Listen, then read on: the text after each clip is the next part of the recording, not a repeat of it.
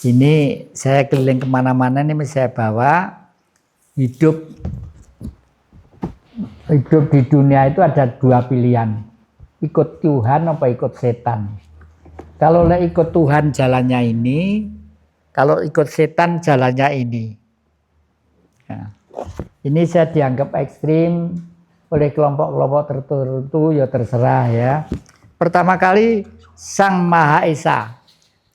Setelah Sang Maha Esa lalu Bung Karno. Kenapa Bung Karno? Bung Karno itu sudah terbukti kok bahwa beliau itu nabi juga kok. Buktinya apa? Ya, kalau orang Islam itu nabinya ini, kalau Nasrani nabinya ini nabinya ini. Dengan Pancasila semua agama itu jadi guyup dan rukun.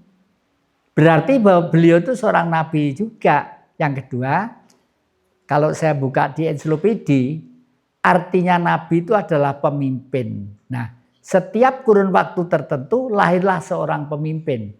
2000 tahun yang lalu lahirlah seorang pemimpin yang namanya mereka menyebut Tuhan Yesus ya. 1400 tahun yang lalu di Timur Tengah lahirlah seorang pemimpin yang namanya Nabi Muhammad ya. Lalu tahun 20 abad 20 lahir tahun 1901 lahirlah di Blitar seorang yang namanya Soekarno atau Bung Karno, terkenal dengan Bung Karno itu. Terus nanti bagaimana dengan tahun 3000? Tahun 3000 nanti juga ada nabi lagi pemimpin. Bahkan nanti itu semakin jauh semakin modern dengan Android, dengan Google, dengan ini ya. Itu sampel kitab suci itu udah tebel-tebel itu. Masing-masing berusaha menyelamatkan diri perorangan, setelah itu keluarga itu selamatkan. Sekarang ini yang akan merubah zaman itu bukan orang Senayan, bukan orang politikus. Yang merubah nanti adalah alam dan leluhur. Loh, leluhur sudah tidak ada kok merubah bisa. Loh, jangan dipikir deh, leluhur itu sudah meninggal. Sukmanya itu masih aktif. Sukmanya itu masih aktif. Ya, sukmanya itu masih aktif. Jadi kalau manusia diberi kesempatan baik 9 kali, ya hanya baik saja. Tidak batin orang, tidak ngerasani orang. Lahir yang ke-10 itu menurut kepercayaan Jawa menjadi binatang berkaki 4. Kalau sudah menjadi binatang berkaki 4, dia tidak punya dosa, misalnya jadi harimau. Lalu minum darahnya manusia, makan kijang, makan kambing, tidak dosa dia. Hukumnya memang sudah seperti itu. Ya. Iya, kalau kakek berkhayal, mudah-mudahan besok kalau saya itu baik, terus dilahirkan ke-10 menjadi kucing anggora. Ya. Betina digondongi wong ayu ngalor ngidul gitu. Ya toh. Ya berkhayal boleh saja. Ini saya ditandu sama orang-orang desa itu untuk naik di sana mengadakan pagelaran wayang cuma 1 jam untuk meruat Lembu Suro dan Maiso Suro. Itu keyakinan lah. Harapan saya ya Gunung Kelud itu gunung misterius, Dik. Itu kalau ada sesuatu manusia di bumi khususnya di kiri kanan Blitar itu yang agak nyeleweng, meledos sih, dayar gitu.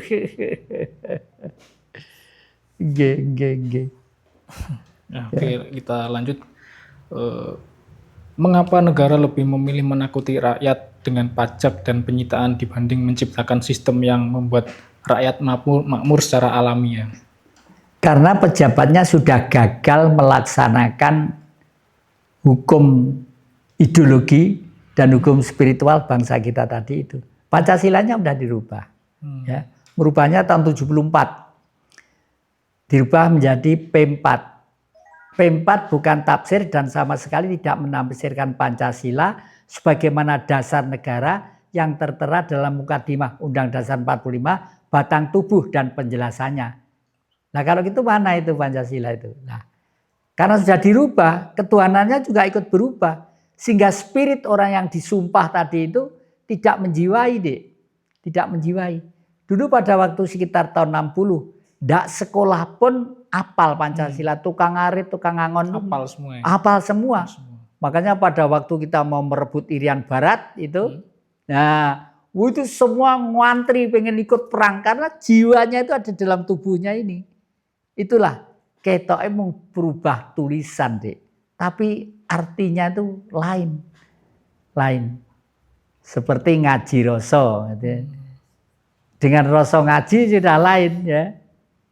Rasa ngaji itu waktu ngaji kita ada rasa sesuai dengan subjektivitas masing-masing. Tapi kalau ngaji rasa ada belajar untuk menyatukan perasaan. Rasa manusia dengan satu yang lainnya untuk sepakat menjadi satu. Sehingga kekompakan itu bisa membangkitkan nasionalisme yang tinggi begitu.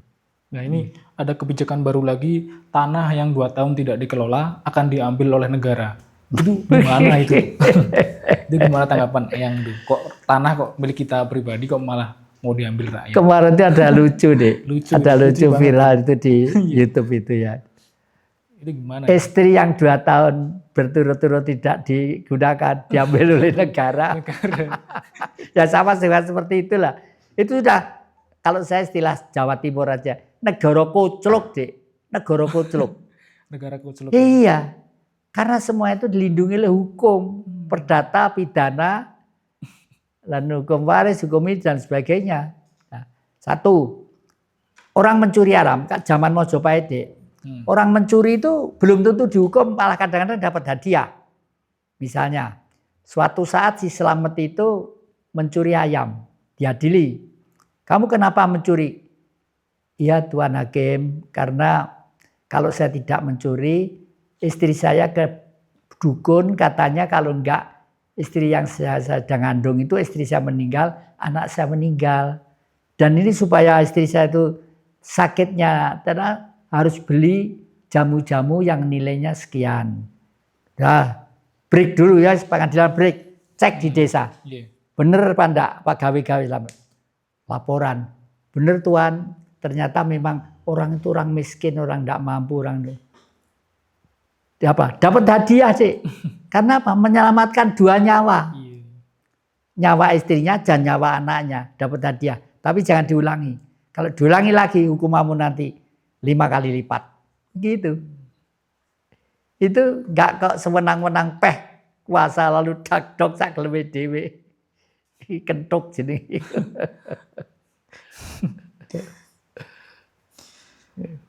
Nah ini juga ramai banget ini kan, orang-orang ini kan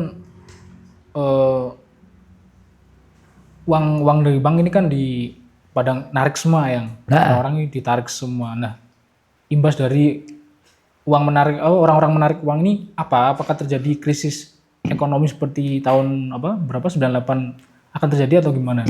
Ya mudah-mudahan dengan uang ditarik tadi itu mereka sudah siap untuk menghidupkan uang itu supaya sirkulasinya berputar lagi. Sehingga mempengaruhi kesejahteraan secara umum. Nah, untuk supaya perputaran ini yang manage, yang ngatur harus pemerintah, misalnya Kabupaten Malang, ya. Kabupaten Malang itu daerah tumpang apa hasilnya? Oh di sana itu umumnya itu adalah buah-buahan ini. Lalu daerah Batu apa? Batu buah-buahan. Lalu daerah Singosari umumnya padi-padi. Lah sana butuh buah pandak itu padi pandak. Nah, itu. Lalu akhirnya barter seperti itu. Itu baru hidup. Dan ini bisa kalau dikoordinir oleh pemerintah. Kalau tidak diatur dan dikoordinir oleh pemerintah, ya tetap aja nanti balik ruwet lagi. Oleh karena itu peranan koperasi itu masih tetap sangat penting, peranan koperasi itu. Koperasi simpan pinjam, koperasi apalagi ya, koperasi itu yang 9 bahan pokok bisa gitu. Nggih. Nah, setelah fenomena ini apakah ini yang pertanda putusnya simpul batin antara rakyat dengan pemerintahan penguasa atau gimana itu? Iya, secara tidak langsung ataupun langsung rakyat ini sudah mulai jenuh terhadap penguasa ini. karena kegagalan melaksanakan tugasnya tadi itu. Dan dosanya itu apa? Dosanya terhadap sumpah terhadap Tuhan. Semua kan disumpah kalau pejabat ya. Kalau Islam di sini Al-Qur'an, kalau Nasrani di sini Injil, kalau ini di sini ini mesti itu. Jadi ya padahal sumpahnya jelas banget untuk memakmurkan kehidupan rakyat. Ya, yang seperti gambarnya Pun Ringin tadi itu. Nah, makanya ini saya keliling kemana-mana ini saya bawa hidup di dunia itu ada dua pilihan, ikut Tuhan apa ikut setan. Kalau ikut Tuhan jalannya ini, kalau ikut setan jalannya ini. Nah, ini saya dianggap ekstrim oleh kelompok-kelompok tertentu, ya terserah ya. Pertama kali Sang Maha Esa. Setelah Sang Maha Esa lalu Bung Karno. Kenapa Bung Karno? Bung Karno itu sudah terbukti kok bahwa beliau itu nabi juga kok. Buktinya apa? Ya, kalau orang Islam itu nabinya ini, kalau Nasrani nabinya ini nabinya ini. Dengan Pancasila semua agama itu jadi guyup dan rukun. Berarti bahwa beliau itu seorang nabi juga. Yang kedua, kalau saya buka di ensiklopedia, artinya nabi itu adalah pemimpin. Nah, setiap kurun waktu tertentu lahirlah seorang pemimpin. 2000 tahun yang lalu lahirlah seorang pemimpin yang namanya mereka menyebut Tuhan Yesus ya. 1400 tahun yang lalu di Timur Tengah lahirlah seorang pemimpin yang namanya Nabi Muhammad ya. Lalu tahun 2000 abad 20 lahir tahun 1901 lahirlah di Blitar seorang yang namanya Soekarno atau Bung Karno, terkenal dengan Bung Karno itu. Terus nanti bagaimana dengan tahun 3000? Tahun 3000 nanti juga ada nabi lagi pemimpin. Bahkan nanti itu semakin jauh semakin modern dengan Android, dengan Google, dengan ini ya. Itu sampel kitab suci itu udah tebel-tebel itu. Per lembar gitu nanti itu. Makanya ini saya ringkas kitab suci satu lembar dengan ilmu politik satu lembar, saya ringkas jadi kitab suci satu kontainer, ilmu politik satu kontainer, saya ringkas jadi satu lembar. Ikut Tuhan apa ikut setan? Kalau ikut Tuhan jalannya ini, kalau ikut setan jalannya ini. Ini malah mendapat penghargaan dari Rusia. Sampai duta besar Rusia itu datang langsung ke rumah saya Malang. Terus di sana di Jakarta itu pengen tahu tentang Pancasila. Karena di Rusia itu di tengah hutan itu ada masjid. Masjid itu adalah masjid dulu dibangun oleh Imam Bukhari, sahabat Nabi ya. Tapi orang Rusia kan tidak percaya gitu tuh. Akhirnya biarkan aja sampai tumbuh di tengah-tengah hutan gitu. Pada waktu Bung Karno diundang ke sana, Bung Karno tidak mau. Saya mau, waktu itu masih Khrushchev yang kuasa. Saya mau datang ke Rusia, kalau masjid di tengah hutan itu dibersihkan. Itu masjid sahabat Nabi.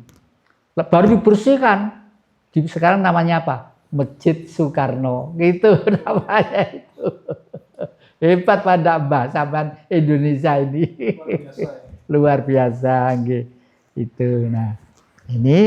Jadi ini oleh karena itu Bung Karno saya anggap ada panutan terakhir yang memberi gambaran kepada manusia untuk abad 20. Sebelum kita diciptakan menjadi ini 4 unsur dari ini tadi, dari api, air, tanah, dan udara.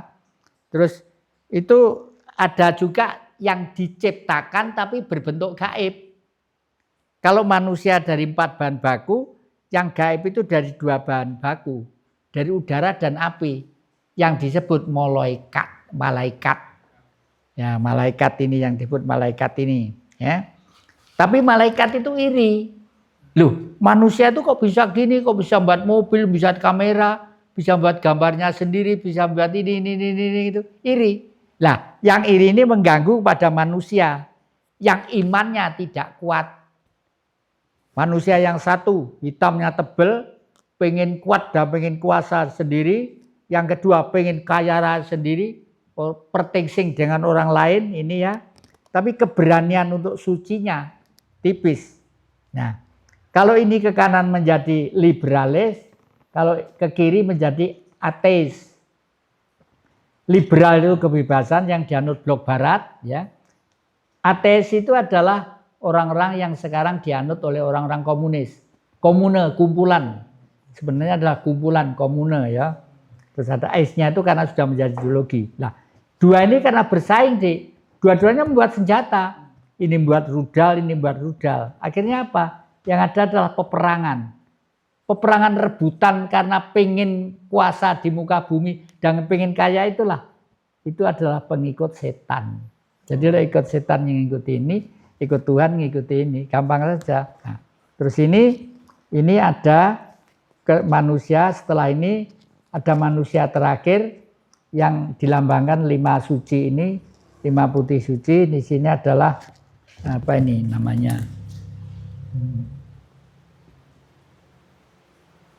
Ini ajaran Bung Karno ya. Ajaran Bung Karno. Ini terus ini Marhainisme. Marhainisme. Ada apa sih Marhainisme itu? Kok sekarang tuh orang bilang Marhainisme itu takut ya? Ya karena waktu 65 itu kalau Pancasila tidak menakutkan, Dik. Kenapa tidak menakutkan? Karena masih angan-angan. Prakteknya Pancasila itu ya Marhainisme itu loh. Kalau Pancasila lahirnya 1 Juni 1945, kalau Marhainisme 4 Juli tahun 1927 pada waktu Bung Karno kuliah di Bandung. Kuliah di Bandung itu Bung Karno pergi ke sawah. Lihat orang nyangkul, keringetnya basah gitu terus. Selamat siang. Kang, selamat siang. Itu sawahnya siapa? Sawah kami Gan itu juragan. Karena Bung Karno itu kemana-mana rajin, pakai batu, pakai dasi, itu ganteng gitu toh. Terus luas sawahnya. Enggak Gan, cuma itu batasnya itu. Pohon-pohon itu bambu di sana itu sana. Jadi artinya itu mungkin ratus atau puluhan hektar itu atau ratusan hektar. Tapi orang tuh miskin. Hidupnya tuh miskin. Gara apa? Gara-gara penguasa. Jadi Marhen adalah orang menderita karena sistem pemerintahan. Saya ulangi. Marhen adalah manusia yang miskin bukan karena malas, bukan karena tidak punya modal, karena sistem pemerintahan yang membuat itulah. Oleh karena itu Bung Karno lalu digali ini membuat buku yang namanya Di Bawah Bendera Revolusi Indonesia Menggugat. Ibu-ibu dibuat buku namanya Sarinah ya dan lain sebagainya, banyak jumlahnya bukunya Bung Karno itu banyak. Lalu itu diringkas semua, akhirnya semua itu menjadi Marhainisme. Marhainisme itu adalah teori untuk membebaskan orang miskin karena sistem pemerintahan. Marhainis itu adalah manusia-manusia yang hidupnya ikhlas untuk membantu, untuk memperjuangkan mereka. Dek. Hebatnya seperti itu. Apakah di Indonesia itu ada sekarang seorang Marhainis? Kalau Bung Karno masih disanjung-sanjung gambarnya ke sana kemari, belum tentu dia itu seorang Marhainis. Belum tentu. Orang Marhainis itu tidak takut-takut terjun ke desa-desa, ke orang-orang, ngomong dengan mereka kebutuhannya apa, kepentingannya apa. Bila perlu dia itu mati demi kepentingan mereka, itu jamin masuk surga. Kalau mati demi kepentingan keluarga, tidak mungkin. Mati demi kepentingan agama, tidak akan masuk surga. Tapi kalau mati demi kepentingan bangsa dan negara, baru dijamin masuk surga.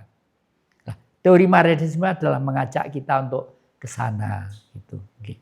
Saya juga terima kasih pada Ngaji Roso ini, karena jarang yang berani orang ngobrol Marhainisme gini, jarang, apalagi ini live streaming ya. Oke, baik Eyang. Apa yang seharusnya dilakukan rakyat ketika negara justru menjadi pemangsa, bukan pelindung? Apakah harus diam, melawan, atau kembali ke ajaran spiritual? Ya belajarlah spiritual ya, melawan sudah tidak perlu lah ya. Bagaimanapun kita udah capek untuk perang di negeri ini. Berkali-kali perang ke perang gitu. Oleh karena itu satu-satunya tadi seperti di depan tadi itu, masing-masing berusaha menyelamatkan diri perorangan, setelah itu keluarga itu selamatkan. Sekarang ini yang akan merubah zaman itu bukan orang Senayan, bukan orang politikus. Yang merubah nanti adalah alam dan leluhur. Loh, leluhur sudah tidak ada kok merubah bisa. Loh, jangan dipikir deh, leluhur itu sudah meninggal. Sukmanya itu masih aktif. Sukmanya itu masih aktif. Ya, sukmanya itu masih aktif. Jadi kalau manusia diberi kesempatan baik 9 kali, ya hanya baik saja, tidak batin orang, tidak ngerasani orang. Lahir yang ke-10 itu menurut kepercayaan Jawa menjadi binatang berkaki 4. Kalau sudah menjadi binatang berkaki 4, dia tidak punya dosa, misalnya jadi harimau, lalu minum darahnya manusia, makan kijang, makan kambing, tidak dosa dia. Hukumnya memang sudah seperti itu. Ya. Iya. Kalau kakek berkhayal, mudah-mudahan besok kalau saya itu baik, terus dilahirkan ke-10 menjadi kucing anggora. Ya. Bikin bedino digondongi wong ayu ngalor ngidul gitu. Ya toh. Ya berkhayal boleh saja. Okay. Kenapa kok enggak berkaki 2 yang, tapi kok berkaki 4? Umumnya yang berkaki 4 itu yang dia itu mungkin leluhur itu menggambarkan sesuatu yang galak, yang ganas ya. Kalau berkaki 2 kan jarang yang ganas. Paling nyetot. Banyak itu ini. Oh, saya tuh pernah dicetot banyak waktu kecil. Cowok kok teuntir bokongnya. Iya. Yang jadi percaya bahwa kebangkitan bangsa dimulai dari kesadaran individu dalam situasi seperti ini. Bagaimana cara menjaga kewarasan spiritual agar tidak terjebak dalam kepanikan? Jadi nanti kalau orang sudah sampai ke tingkat spiritual, pasti tidak langsung mereka akan menghimpun dirinya untuk mencari solusi jalan yang terbaik untuk bangsa dan negara ini. Itu pasti itu, Dik. Sekarang aja udah berkat ngaji Roso ini mereka sudah saling pengen temu, saling pengen ini, saling pengen ini. Mulai bangkit ya. Iya, mulai bangkit nggih.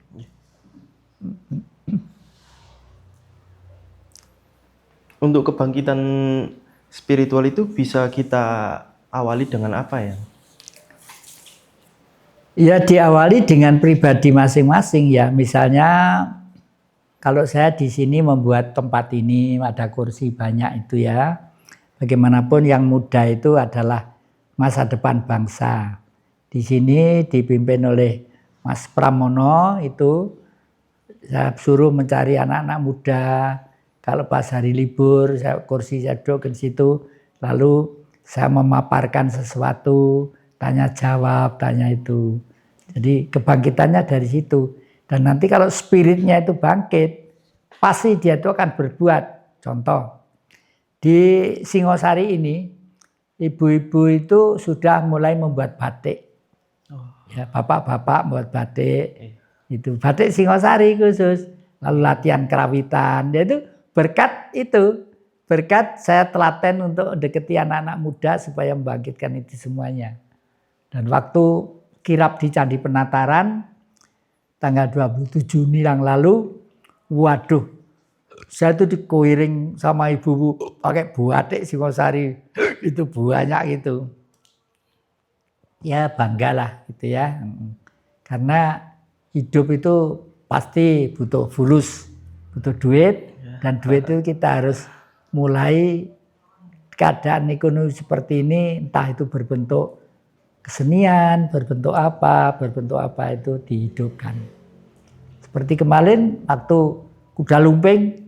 Saya tuh jadi dukun deh, jadi dukun kuda lumping itu.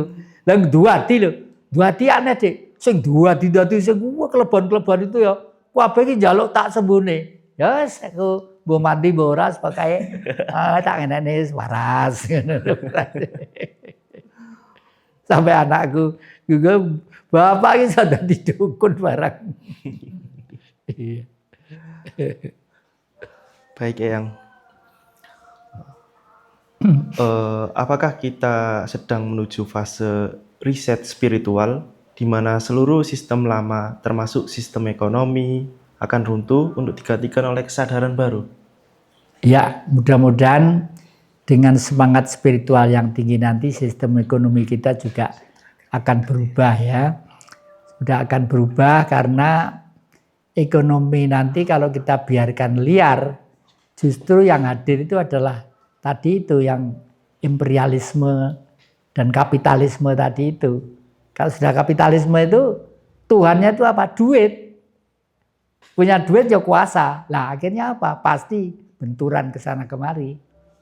Jadi kalau nanti itu spiritualisme yang bangkit, mudah-mudahan nanti ada suatu pimpinan negara yang mengatur menteri dalam negeri itu paling tidak paham ini, menteri perdagangan paham ini begitu, mudah-mudahan ya.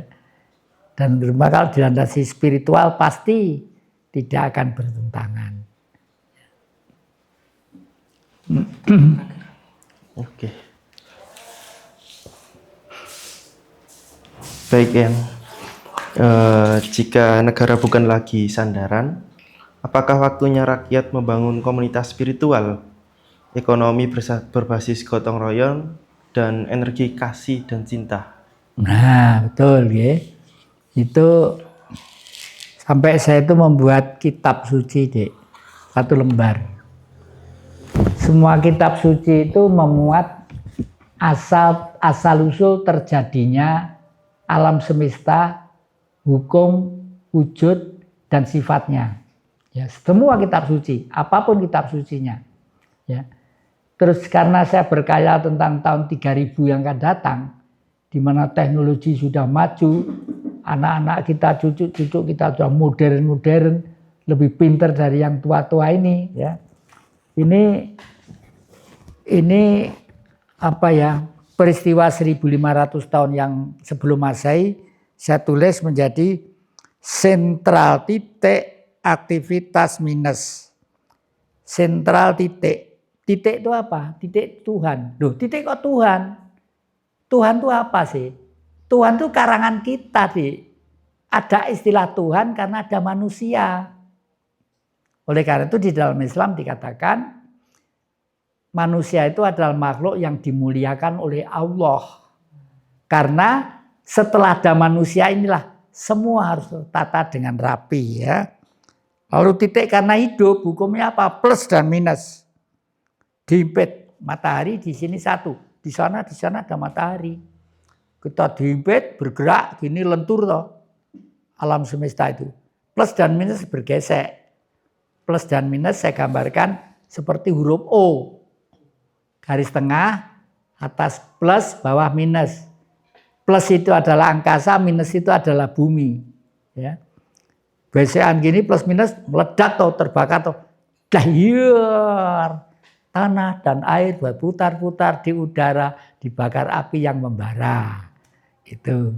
Setelah terimpun menjadi dingin, barulah ada benda yang saya sebut molekul. Jadi lalu menjadi sentral molekul titik minus. Ini bentuknya air. Jadi Tuhan mewujudkan diri menjadi air. Saya ulangi. Tuhan mewujudkan diri menjadi air. Karena apa? Untuk menyebadani dan memberi kemurahan kepada alam atau semesta ini. Bumi yang sedemikian gedenya. 80% dibuntel air. Namanya segoro, Dik. Samudra itu. Tubuh kita 80% air. Iya, makanya sentral molekul titik minus. Setelah ada air itulah lalu dibuat sang pemberi hidup Yang itu sang pemberi hidup itu adalah kumpulan-kumpulan roh suci. Roh suci, apa namanya? Srengenge. Srengenge. S Y S Srengenge. S iki pinangge urip ing pati.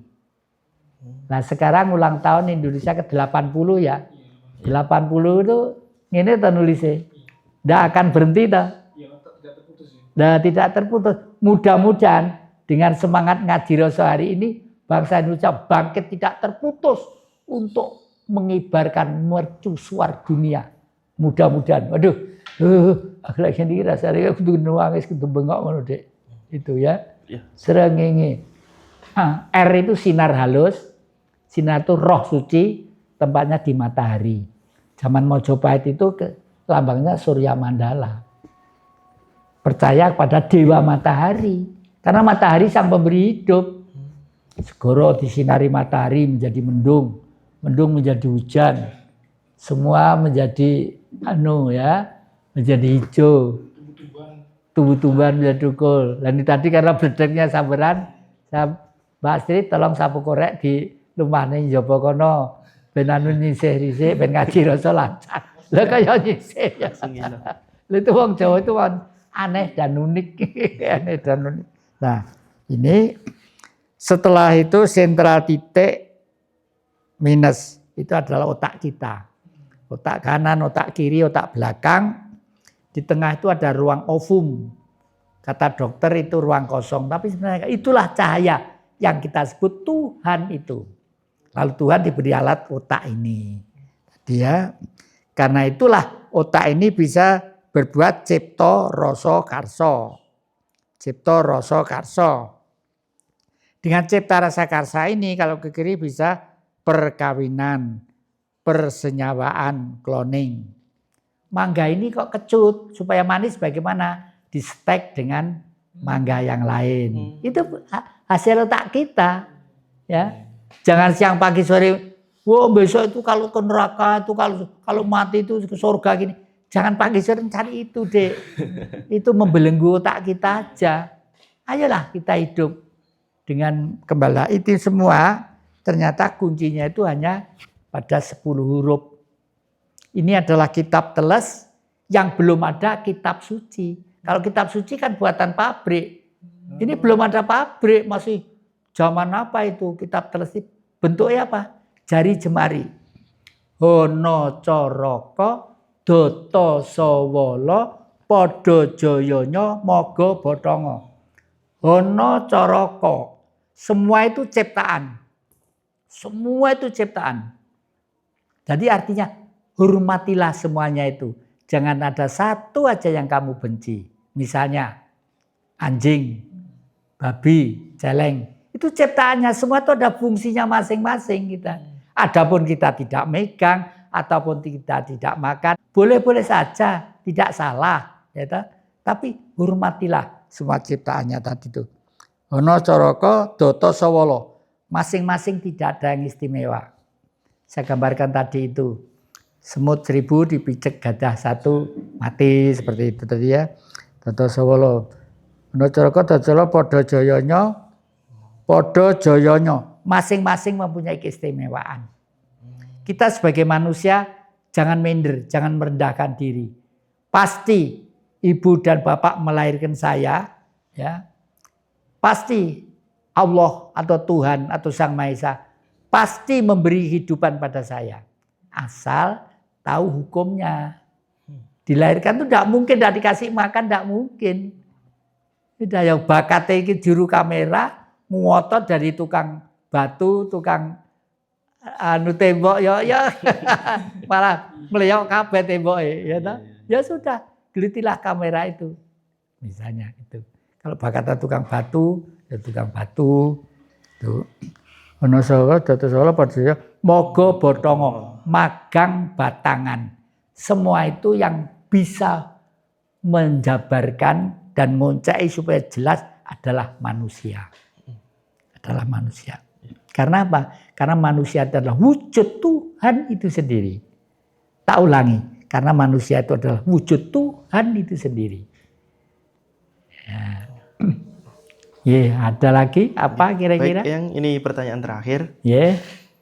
Yang lagi viralnya sekarang mengenai bendera merah putih yang diganti bendera tengkorak bertopi di tengah gegap gempita Agustus, ketika seharusnya merah putih berkibar sebagai lambang perjuangan dan persatuan sebagai simbol dari dunia fiksi yang dikibarkan. Ini bukan sekedar soal bendera, tapi tentang kesadaran. Apakah ini masih merasa memiliki negeri ini? Ataukah harapan sudah berpindah ke dunia imajinasi karena realita terlalu mengecewakan? Ya itulah bahasa politik anak-anak sekarang ya. Anak-anak sekarang itu nggak pernah belajar tentang filsafat itu apa, politik itu apa. Politik itu dari kata-kata poli dan etika. Pergaulan yang penuh kesopanan dan kesantunan. Karena penguasa itu memiskinkan rakyat, menghisap harta kekayaan negara dan sebagainya. Anak muda bahasanya apa? Ya itu merah putih juecer tengkorak. Saya sendiri ya prihatin, tapi ya wong gitu bahasa mereka ya. Mudah-mudahan penguasa ini sadarlah ya. Masih ada waktu, dan mudah-mudahan kalau sadar ya sudah. Ulang tahun yang ke-80 itu tadi 0 jejer 2 luhur-luhur.